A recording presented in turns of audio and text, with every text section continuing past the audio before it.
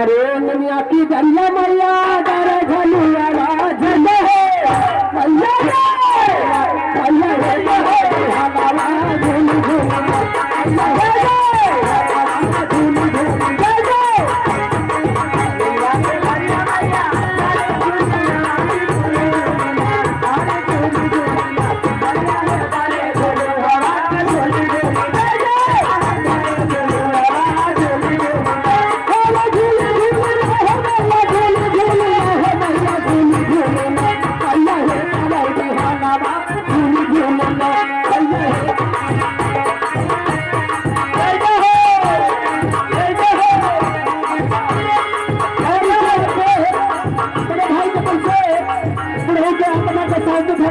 कहना है। लेकिन इसी बात में रविंदर आटा चक्की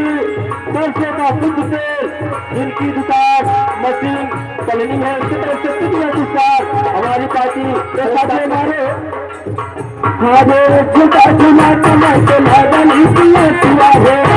झूला कमाई के लागल किया किया है झूठा झूला कमाई के लागल किया किया है झूठा झूला कमाई के लागल किया किया है झूठा झूला कमाई के लागल किया किया है झूठा झूला कमाई के लागल किया किया है चालू कहला अरे चालू कहले माला ओरिया बुरिया गल्ला चालू कहले माला ओरिया बुरिया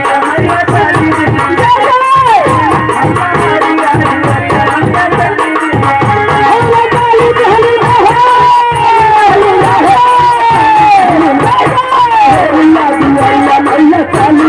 मैया